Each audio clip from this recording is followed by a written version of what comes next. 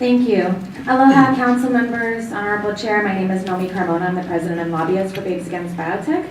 We do GMO and pesticide policy in the entire state. So on top of the genetic instability and the risk of contamination, GE crops are also pesticide promoting. So despite the industry rhetoric, the pesticides have actually increased 404 million pounds since the introduction of GE crops from 96 to 2012. A friend of mine recently asked me, is there any financial relationship between the pesticide companies and the GMO companies? And I said, that's the thing. The GMO companies are the pesticide companies. So the initiative would apply basic regulatory standards that are already in place in most of the largest markets in the world. There's over $520,000 of statewide chemical and GMO cash in our elected officials' campaign coffers. Congratulations on having none, Maui Council. And so our state and federal governments have failed to protect us in the ways that most other countries protect their citizens, just as a minimum bare standard. So executives and lobbyists of Monsanto and Mycogen and their parent company Dow lobbied for SB 727 in the Capitol last year, literally asking to strike the county's ability to protect citizens' life and health. I don't know if maybe the employers are not telling their employees some things, but Kirby Kester, who's now a manager for Dow on Molokai, admitted in testimony that there is no scientific consensus on the safety of GMOs. And to date, there are no commercially approved drought-resistant or yield-increasing GE crops.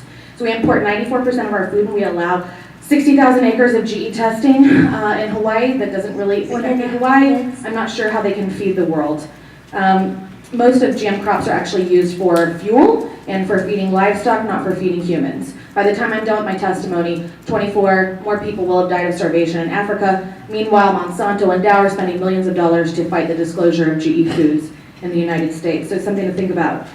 Fiji is doing really great with organic farming right now. They've gone completely organic and business is booming. The American Academy of Pediatrics recommends decreasing exposure to pesticides for children. And I don't know how important that new house or that new car is going to be to these employees if one of their children turns out to be 1 in 6 children who will develop brain cancer by the age of 6 if their parent is a pesticide sprayer. So there's a lot more to think about. I'd love to sit down with you anytime. We've started something called High Clean Jobs to help displaced biotech workers and those who maybe don't want to have to wear a hazmat suit to work. That's highcleanjobs.com if any employees would like a different job. So thank you for your testimony. Thank you very much. And I hope you realize we have 10 times the national average of birth defects of pesticides in areas near the fields and parts of Hawaii. Thank you. Thank you very much.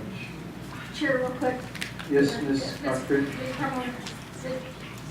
Nomi, just wanted to know if Nomi had any written submitted. Ms. Carmona, we have a question for you, please.